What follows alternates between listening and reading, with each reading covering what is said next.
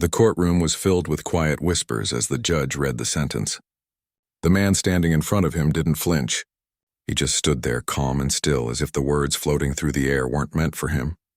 The officer beside him waited for a reaction, but there was none. The man only nodded once and allowed himself to be led away.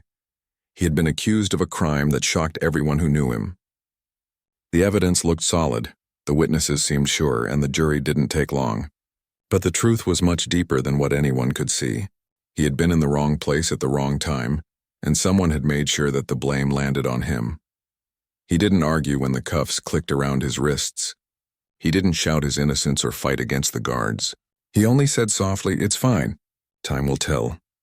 When the heavy doors of the prison opened for him, a cold wind brushed across his face. Inside, the walls looked like they could swallow a man whole. The sounds of metal doors, shouting voices, and footsteps echoed down long corridors. The guards didn't say much as they led him to his cell. They had seen thousands come through, angry, scared, broken. But there was something different about this man. He didn't look scared. He didn't look defeated. He looked ready. His new cellmate was already there, a tall man covered in tattoos who had seen more than his fair share of fights. He looked the newcomer up and down and smirked. "You new?" The man nodded. "Just got here. What you in for?" He paused for a moment, then simply said, "Something I didn't do." The cellmate laughed, the kind of laugh that came from years of hearing the same line. "Yeah, that's what we all say." The man didn't argue. He just placed his few belongings on the small shelf, a toothbrush, a Bible, and a folded photograph of an old man in uniform.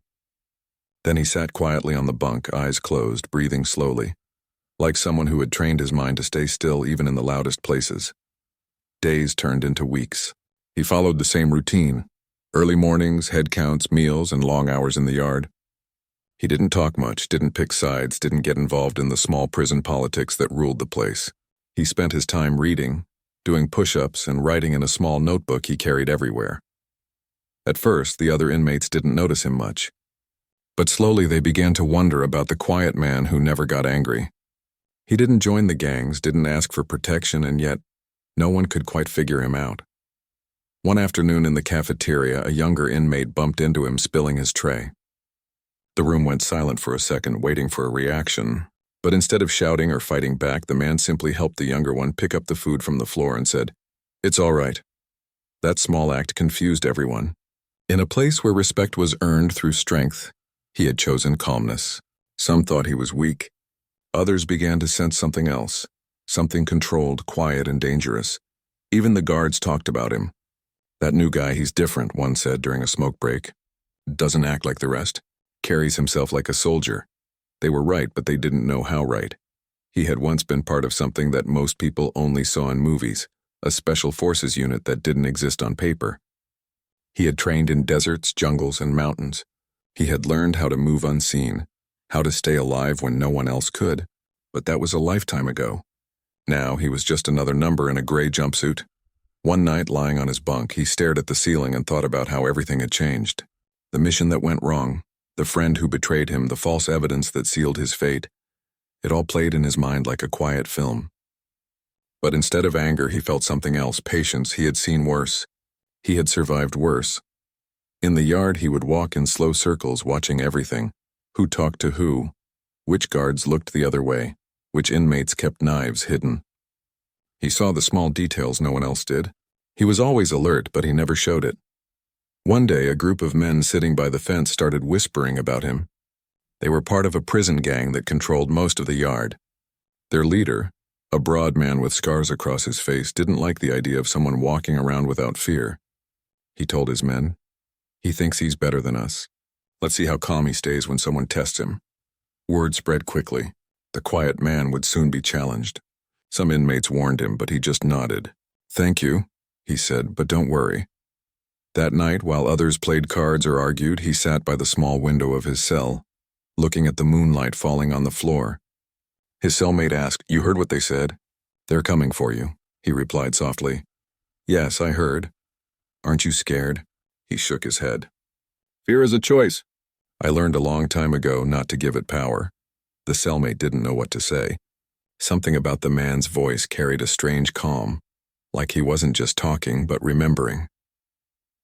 The next morning, the man woke up before dawn as he always did. He made his bed with military precision, washed his face, and stood silently in the small space of his cell, eyes closed, breathing evenly. It was a habit that came from years of training, meditation before chaos. When the yard opened, he walked out like any other day. The air was cold and the sky looked heavy. A few men glanced his way, waiting to see what would happen. The gang watched from across the field, whispering and laughing. He sat on a bench, opened his small notebook, and began to write. No one knew what he wrote in there. Maybe letters he'd never send or thoughts he didn't want to lose. A guard walked by and said, "You might want to keep your distance today. I hear some folks don't like quiet types." He looked up, smiled faintly, and said, "Thank you, officer. I'll be fine." Later that day in the cafeteria, one of the gang members brushed past him, knocking the tray out of his hands. The food splattered across the floor. Everyone turned to watch. The gang member sneered. "You got a problem with me, old man?" The man looked at him quietly for a moment and then said, "No problem.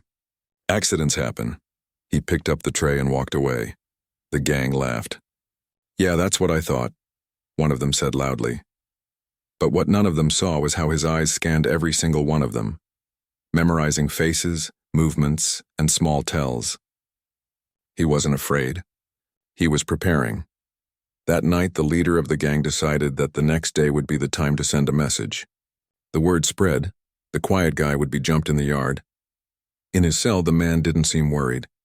He wrote in his notebook again, slowly, carefully, as if each word mattered. When he finished, he folded the page and slipped it inside the small Bible he kept beside his bed. His cellmate finally asked, "Why don't you just tell the guards? They can move you to another block." He smiled faintly. "Sometimes it's better to face things yourself. The truth always finds a way out." That night, the lights went out and the sound of metal doors locking echoed through the building. The man lay down and stared into the dark. Somewhere deep inside, the soldier in him was awake again, patient, calm, ready. He didn't want to fight. But if he had to, he would end it before it began. The next day would change everything, for him, for the men who thought he was weak, and for everyone who had ever misjudged the quiet man who kept to himself. For now, though he just closed his eyes and breathed deeply, letting the stillness of the night remind him that peace, even in a place built on chaos, was something no one could take from him. The morning air in the yard was heavy, filled with the usual mix of noise, laughter, and quiet tension that always lingered in places like that. The quiet man walked out as he did every day, his steps steady, his face calm. To anyone watching, he looked like someone who had accepted his fate and learned to live within the prison's walls. But inside, he was watching, listening, and measuring every move around him. He knew something was coming. The air had that feeling, the kind that told him trouble was near. He had learned to sense danger long before it showed its face. It was in the glances that lingered too long, the whispers that stopped when he passed by, and the sudden quietness in corners of the yard where men usually talked. He didn't fear it. He just wanted to know when. That morning, the same group of men who had mocked him before sat together under the metal basketball hoop. Their leader, the one everyone called Stone, sat in the middle, his eyes fixed on the quiet man. His look wasn't just anger. It was pride, the kind that came from needing to prove himself in front of others. "Today," Stone said to his crew, "we teach him how things work around here." His men nodded. They had done this before, to newcomers, to those who didn't pick a side. The quiet man was different, but they didn't see it yet. As the day moved on, the man kept to his normal routine. He cleaned his cell, wrote a few lines in his notebook, and took his seat in the cafeteria. The same guard who had warned him the day before gave him a short look, a look that said, "Be careful." The man nodded, almost like he understood without words. While eating, one of the gang members came over and stood in front of his table. He didn't say anything at first, just stared down at him. The man looked up slowly, waiting. "You really think you can walk around here like you own the place?" the gang member said. The man's voice stayed calm. "I don't own anything here.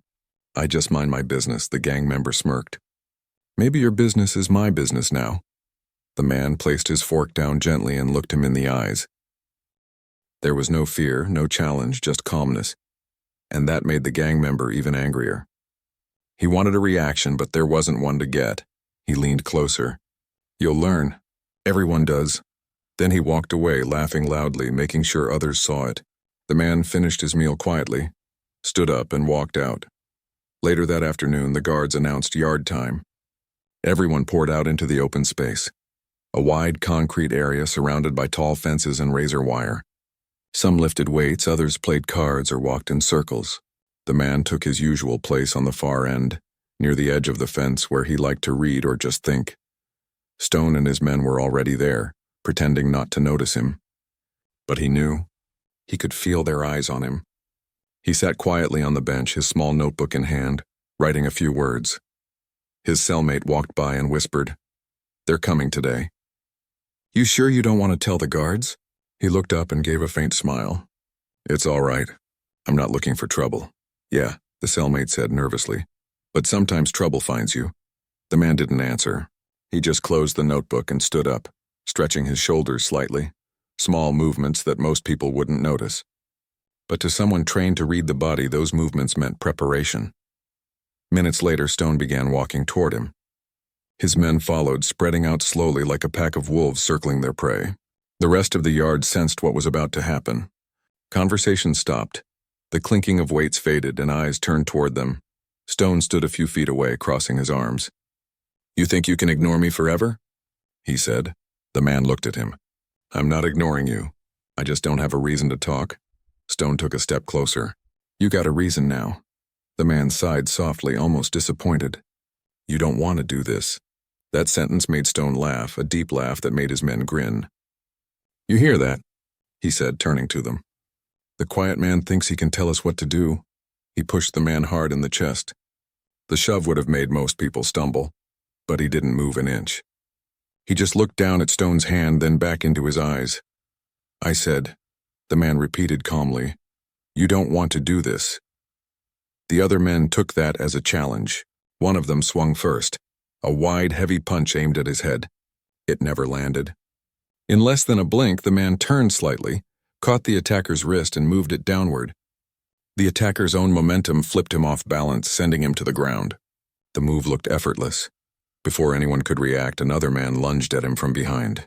The quiet man stepped sideways, turned, and swept his leg out just enough to send the second attacker crashing into the dirt. The yard fell silent. It all happened too fast. The guards were still shouting from across the fence, trying to get through the crowd. But Stone didn't stop. He pulled a small piece of metal from his pocket. Something sharp, something dangerous. The man saw it. His eyes changed, not wild, not angry, but focused. That calmness that had been his shield now became his weapon. When Stone swung, he ducked, grabbed Stone's arm, and twisted just enough to make the weapon fall. It clattered to the ground. In the same motion, the man pushed Stone backward. Not hard, just controlled enough to end it. Stone fell on his knees, gasping. His men stood frozen, unsure whether to move or run. The man didn't hit him. He didn't shout. He just looked at him and said quietly, "I warned you." The guards finally reached the scene, ordering everyone to back away. They forced the man to the ground, even though he didn't resist. They cuffed him and dragged him inside, shouting questions. "Who started it? Who had the weapon?" He didn't answer. He just said, "Check the cameras. They'll tell you." Inside, he was placed in a holding room, 4 walls, no windows. A guard came in after a while, holding a clipboard. He sat across from him and said, "You're lucky you're still breathing. You know how bad that could have gone?" The man nodded. "Yes. Then why didn't you stay away? Why not call for help?" He looked up. "Because some lessons have to be learned the hard way." The guard stared at him for a long time. "Who are you, really?" The man didn't answer. He just gave a small, quiet smile. "No one important." The guard shook his head and left the room, muttering something under his breath. Hours later, they let him go back to his cell. His cellmate was waiting for him, wide-eyed. "Man, what happened out there? You took down 4 of them. Nobody's ever done that before." He sat on his bunk, rubbing his hands together slowly. "I didn't want to fight. They made their choice." "You didn't even look scared," his cellmate said. "It was like you knew exactly what they were going to do." The man didn't reply. He just leaned back against the wall, eyes closed. The images from the yard replayed in his mind, not with pride, but with quiet regret. He had spent years trying to leave that part of his life behind, the part that knew how to fight, how to survive. But sometimes the past doesn't let go easily. That night, the prison was unusually quiet. Even the guards spoke in hushed tones. Everyone had seen what happened. The story spread quickly through every block. By the next morning, no one dared look at him the same way. When he walked through the cafeteria, the crowd parted without a word. The same men who had mocked him now kept their distance. Stone, now limping and silent, didn't come near. The quiet man didn't smile. He didn't act proud.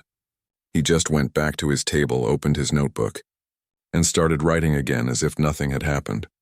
One of the younger inmates, who had watched the whole thing from the fence, walked up carefully and said, "They say you used to be someone, like someone from the military. Is that true?" The man looked up, thoughtful for a moment. "Does it matter?" The young man shook his head slowly. "No, I guess not. But thanks for showing them." The man nodded once, then went back to his writing. That day, the guards kept a closer watch. Some of them looked at him differently too, not as another prisoner, but as someone who carried a story they couldn't quite understand. When night came again, he lay on his bunk staring at the ceiling, thinking about how quickly things could change. He hadn't wanted to hurt anyone. He only wanted peace, but sometimes peace has to be protected. As the lights went out, he whispered quietly to himself, "Old habits die hard." And in the silence that followed, it was clear that everyone, from the inmates to the guards, now knew that the quiet man they had ignored was someone far more dangerous and far more disciplined than anyone had ever imagined. The next morning began like any other. The loud clang of the metal doors echoed through the halls, followed by the guards shouting for roll call. But something in the air had changed. The yard, the cafeteria, even the long corridors, everything felt quieter. Eyes that once mocked now turned away. Whispers followed him wherever he walked, but this time the whispers weren't filled with laughter. They were filled with respect and a little fear. He didn't ask for it. He never wanted attention. But after what had happened in the yard, he couldn't stop it. Everyone had seen it, the way he moved, calm and focused like someone who had done it all before. It wasn't anger that drove him that day. It was precision, and that was what made it even more unsettling to those who watched. He sat quietly at his usual spot during breakfast, spooning oatmeal that had long gone cold. His cellmate joined him, looking both nervous and proud. "You know," he whispered, "word is spreading fast. Even the guys in D Block are talking about you. They say you used to be something big." The man didn't look up. "I'm just trying to live in peace." "Peace?" The cellmate chuckled softly. "In this place? You might be the only one who still believes that's possible." The man didn't respond. He just kept eating, his eyes distant, lost in thought. Later that day, while others were loud and restless in the yard, he sat under a tree, reading an old book he had borrowed from the library. The sun was warm on his face. For a moment, it almost felt like freedom. Almost. He closed his eyes and listened to the sounds around him. The clinking of weights, the shuffle of feet, the voices echoing off the fences. He had learned to find calm even in chaos. Then came the sound of footsteps. Heavy ones. When he opened his eyes, 2 guards stood in front of him. One of them said, "Warden wants to see you." He nodded and stood up without a word.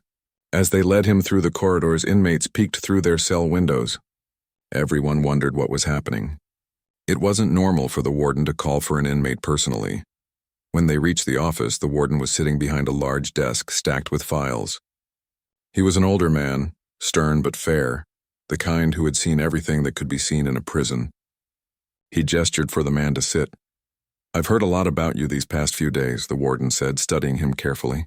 "You seem to have made quite an impression." The man stayed silent.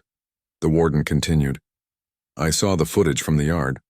You handled yourself like someone who's been trained, not like a man who just knows how to throw punches. So tell me, where did you learn to move like that?" The man looked at him calmly. "Old habits. That's all? Old habits?" The warden leaned forward. "That looked like military training to me. Special forces, maybe?" The man gave a faint smile. "I was a soldier once. I thought so," the warden said. He flipped open a file. "I did some digging. There's not much in your record. In fact, there's a lot missing. Files sealed, names blacked out, missions that don't exist. You want to tell me why?" The man sighed softly. "Some things aren't meant to be told."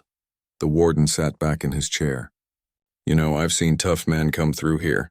Fighters, criminals, even ex-military. but I've never seen anyone move like you. You didn't fight to hurt, you fought to stop it. That tells me something. The man didn't reply. I also know you don't belong here, the warden said quietly. I've looked at your case. Something doesn't add up. The man looked up for the first time. It doesn't matter anymore. The system decided. Maybe, the warden said, but sometimes the system gets it wrong. I'm not saying I can fix it, but I'll look deeper. The man nodded once. Thank you. As he was escorted back to his cell, he could feel eyes on him again. Guards, inmates, everyone. He didn't know what the warden would find, but part of him hoped it might finally lead to the truth. That night, he lay awake on his bunk, staring at the ceiling. Memories began to drift back uninvited. Dusty battlefields, long silent nights, the faces of men he once led. He could still hear the voice of his commander saying, "You don't fight for glory. You fight to protect what matters." He turned to face the wall, trying to push the memories away. He had promised himself to never think about those days again. But the past had a way of finding him. The next morning, something strange happened. Stone, the gang leader who had started everything, approached him in the cafeteria. His face still bore marks from the fight, but his expression wasn't angry anymore. He stopped in front of the table and hesitated for a moment before speaking. "I came to say something," Stone said quietly.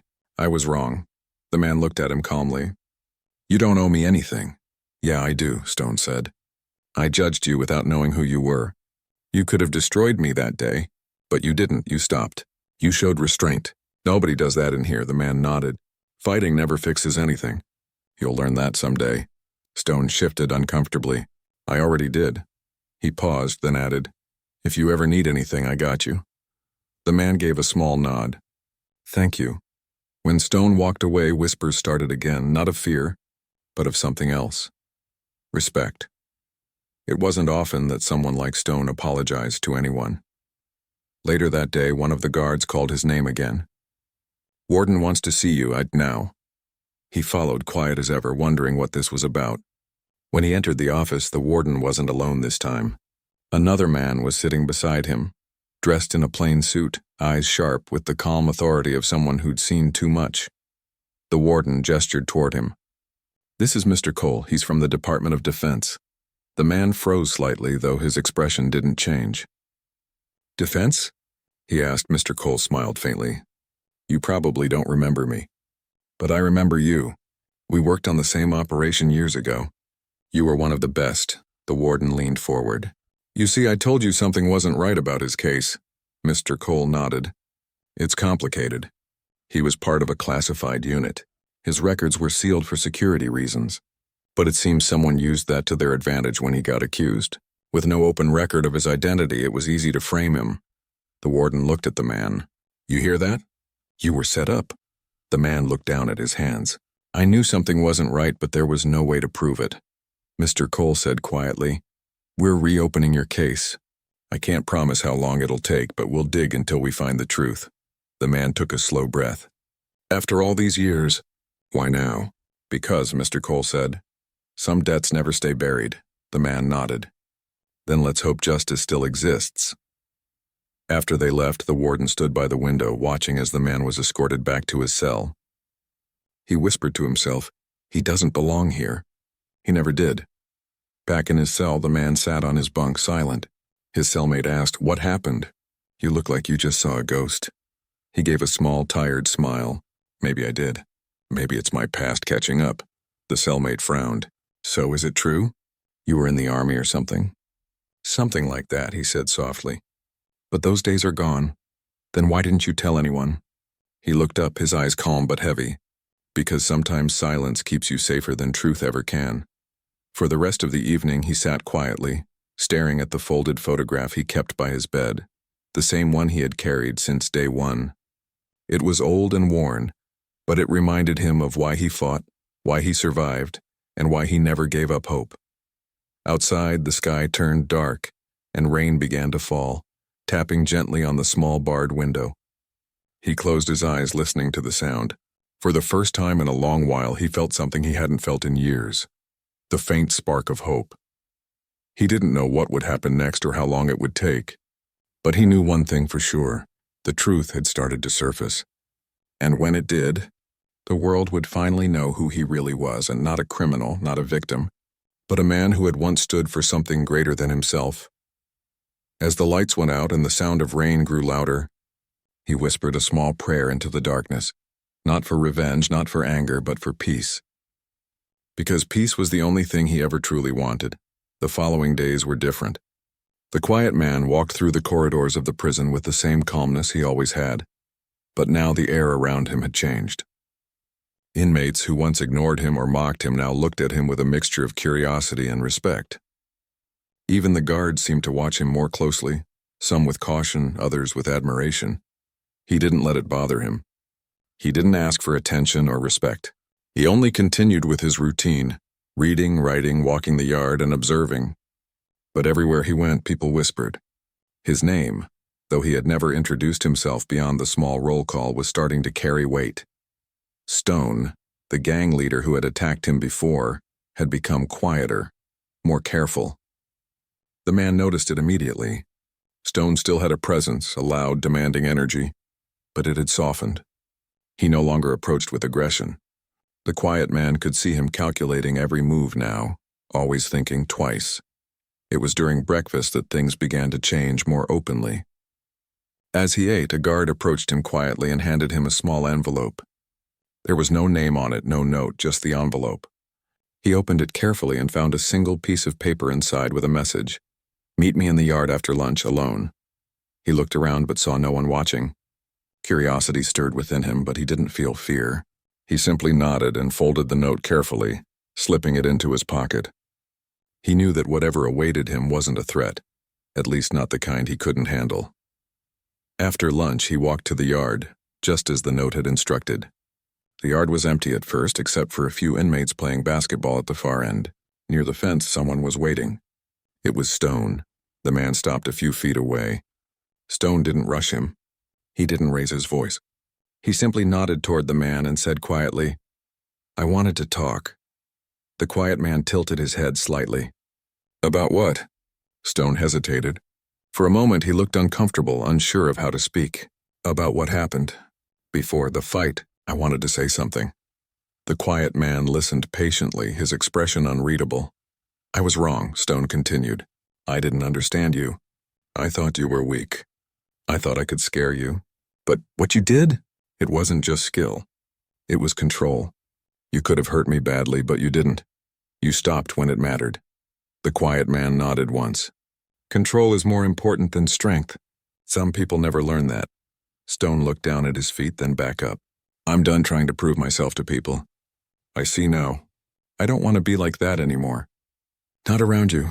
The quiet man didn't respond immediately. He simply watched Stone carefully. He could sense the honesty in his words. It wasn't easy for Stone to admit it, and that honesty mattered more than pride. "Good," he said finally. "Then stay honest. That's all anyone can ask." Stone nodded slowly and walked away without another word.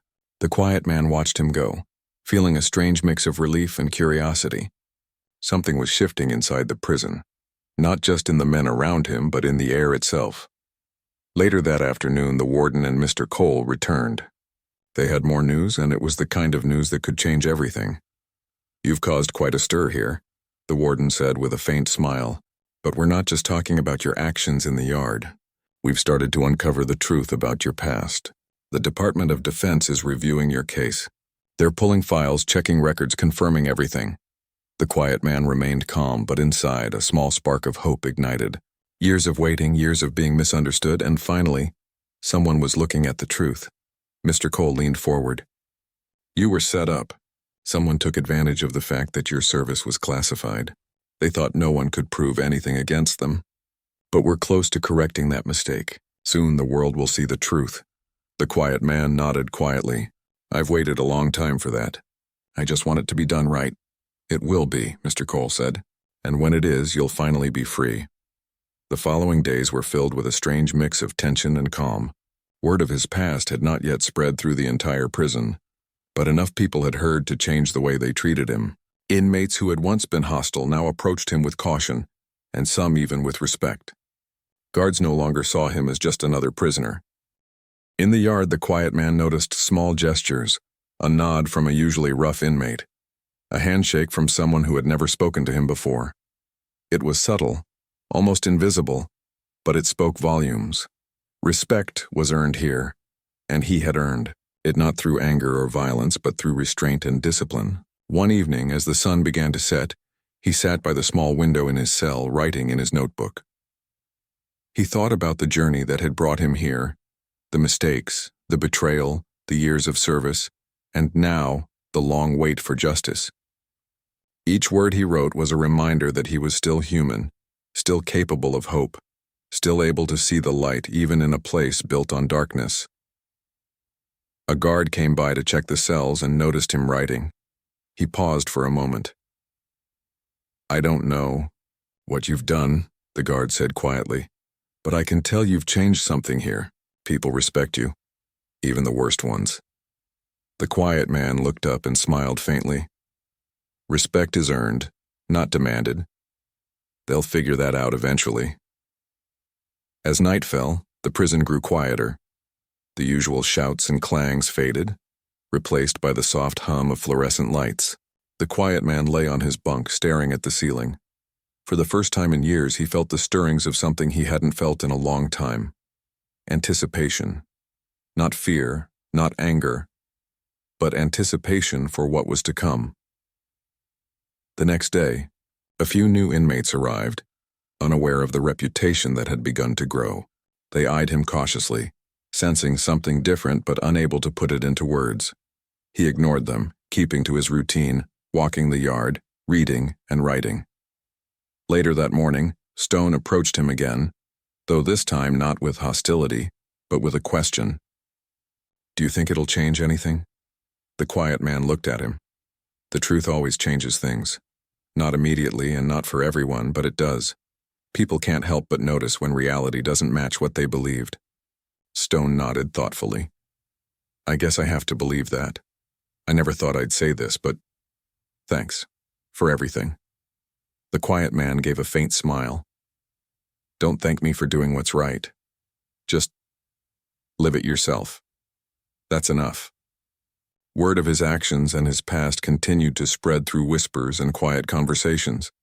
Even inmates who had never seen him fight understood that this man was unlike anyone else. And as the days passed, the quiet man felt something shift inside the walls of the prison. The fear that once controlled everyone began to mix with respect, and slowly the air itself seemed lighter. At night, he often thought about the future. The truth about his past would come out eventually. When it did, his case would be reopened, and he would finally have a chance to reclaim the life that had been stolen from him. But even now, in the midst of confinement, he felt a strange sense of freedom. Freedom didn't always come from leaving a place. Sometimes it came from knowing who you were and standing quietly in that truth, even when no one else could see it. One evening, as he sat writing, he thought about the men he had once led in missions far from here. He thought about the discipline, the courage, and the sacrifices they had all made. He thought about the promise he had made to himself, that, no matter where life took him, he would never lose control, never lose dignity, and never let injustice define him. The next morning, he woke up with the same calm determination he always had. The yard, the corridors, the cafeteria. Nothing had changed in their routine, but everything had changed in the eyes of the people around him. He could feel it. Even those who had once been enemies now watched him with careful respect, unsure of whether to approach or to give space. For the quiet man, it didn't matter. He had learned long ago that the world would always misjudge, misunderstand, and misrepresent. What mattered was how he chose to move through it, and he had chosen carefully. As he walked through the yard, a few men nodded politely, some offered a brief greeting, and some simply watched. He returned none of the gestures, only a small, quiet acknowledgement. Respect, after all, didn't need to be spoken. It was understood. The day passed without incident, and the quiet man returned to his cell, feeling the strange calm that had begun to settle over the prison. He sat by the window and looked out, at the fading light, thinking about the next steps.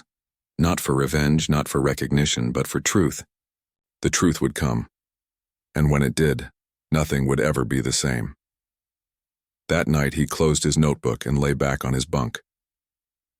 The hum of the prison was quieter than usual. Outside, the wind whispered through the bars, carrying the promise of change. He closed his eyes, letting the stillness settle over him. He knew that soon, everything would shift. The world outside the prison walls, and even the people inside, would finally understand who he really was. And for the first time in years, he allowed himself a small, quiet hope that justice was not just a dream, but something that could finally be real. The day began quietly, with a pale sunlight spilling through the narrow windows of the prison. The quiet man stood at the edge of the yard, taking in the familiar sounds, the distant clang of metal, the low murmur of conversation, the soft shuffle of footsteps. Everything seemed ordinary, yet he knew that today was different. The truth about his past was finally reaching the right ears, and soon the life he had lost would begin to return. He walked with his usual calm, steady pace, nodding briefly to a few inmates who gave him respectful acknowledgement. Stone and his group kept their distance, eyes lowered, the earlier tension replaced with caution and quiet acceptance. The man didn't gloat, didn't show pride. He simply walked, keeping his mind clear and centered, like someone who had learned long ago that the world rarely gave rewards for anger or boasting. By mid-morning, a few guards arrived and escorted him to the administrative building. He followed without question, stepping over puddles from a recent rain, feeling the sunlight on his face for the first time in a while, without thinking of it as a rare comfort. Inside, he found Mr. Cole waiting alongside the warden, both of them holding a small stack of papers. "Good morning," the warden said. "We've reviewed everything, and we've confirmed the truth. Your record, your service, all of it. It's legitimate. You were wrongly accused. You do not belong here." The quiet man's expression remained calm. "It's been a long wait." Mr. Cole nodded.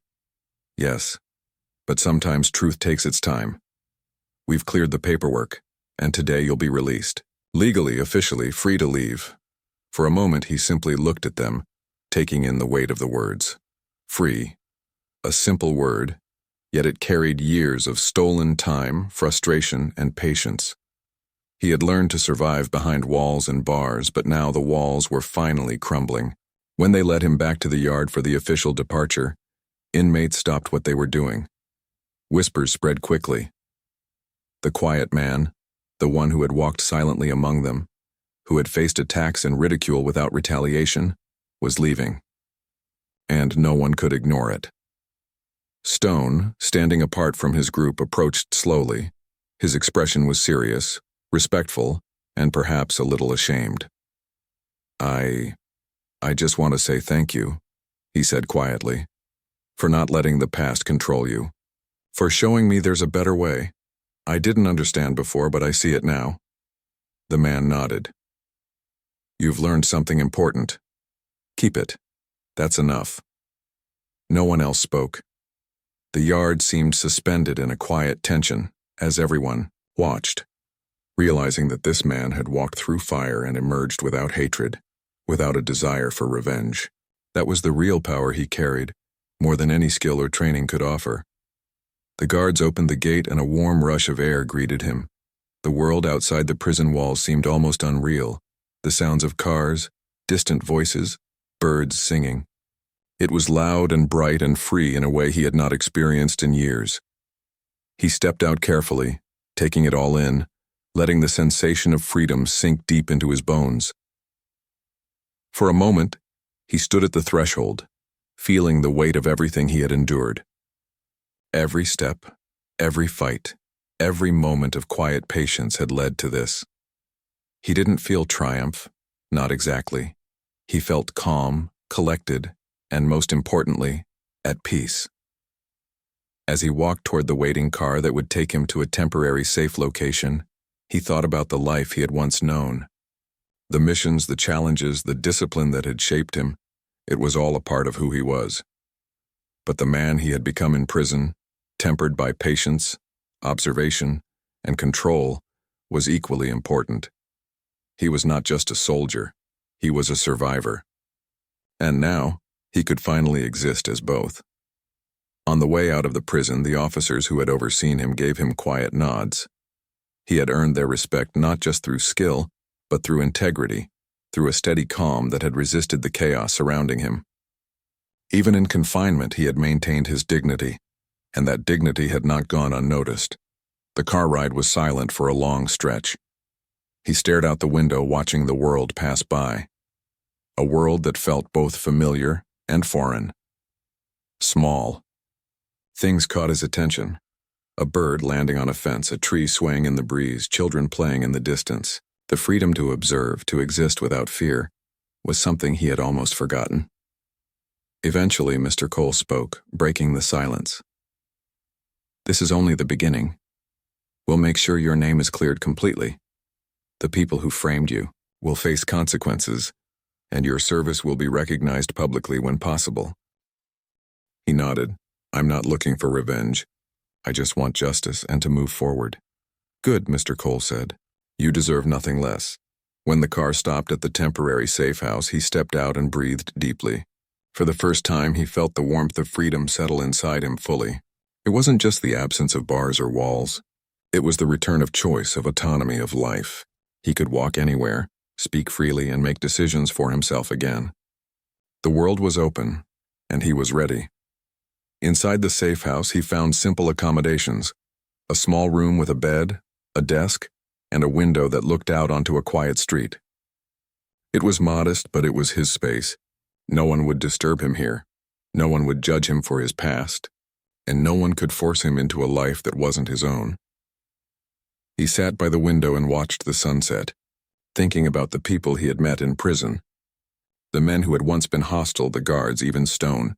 They had all been part of a larger story. He hadn't changed them completely, but he had shown them another way to live, and that, in its own quiet way, felt like victory. He picked up his notebook again and began writing, not about missions or fights, but about the lessons he had learned during his time in prison. About patience, resilience, and the power of staying calm when the world tried to push you into chaos. Words flowed easily, unburdened by fear, free from the walls that had once confined him. As night fell, he stepped outside briefly. The air was crisp and the stars hung in the sky like tiny, distant lights guiding him forward. For years he had been trapped in darkness, both literal and metaphorical. Now he could see the sky clearly, and it felt endless. He could choose the direction of his life, and for the first time in a long time he felt the weight of possibility. He didn't need a grand ceremony, a parade, or recognition to feel complete. The simple act of walking freely, of breathing deeply, of existing on his own terms was enough. And yet he knew there would be challenges ahead. The world outside could be just as cruel as the walls he had left behind. But he had learned to handle that. He had survived far worse, and he had done so without losing himself. Days passed, and with each passing moment, the quiet man began to reintegrate into the world he had been forced to leave behind. Friends who had once known him but believed he was lost reached out. News agencies, now aware of the wrongful conviction, began to report cautiously, respecting his privacy but recognizing his story. Slowly, the truth unfolded publicly. He chose not to seek the spotlight. He didn't want fame or attention. What mattered was that the record was corrected, that the people who had wronged him were held accountable, and that his life could continue without the shadows of injustice looming over him. He took walks in parks he had only ever seen from a distance, felt the sun on his face without the looming threat of bars above him, and listened to the sounds of the city: children laughing, cars passing, dogs barking, all the ordinary things that had felt extraordinary after so many years of confinement. Eventually, he returned to his small home, a place filled with memories of who he had been before the wrongful conviction. He opened drawers that had remained untouched, held items that reminded him of his family, and slowly began to rebuild a life that had been paused for far too long. And though he had been through injustice, he didn't carry bitterness. He had learned that anger and revenge could weigh a person down far more than any confinement. Instead, he carried calm, patience, and the quiet strength that had kept him alive and respected in the darkest places. As the sun set on his first week truly free, he stood by the window and looked at the horizon. It wasn't just a view of the city or the streets below. It was a symbol of what was possible. A future reclaimed, a life returned, and a soul unbroken. He whispered softly to himself, "I survived. I endured. I am free." And in that quiet moment, with the wind gently brushing against his face and the sky stretching endlessly above him, he realized that the greatest victory wasn't just freedom itself, but the knowledge that he had never lost who he truly was. Even when the world tried to convince him otherwise, he had walked through fire, faced fear, endured injustice, and emerged not only alive but whole, and now finally he could live fully, guided not by walls or chains but by the quiet strength that had always been inside him.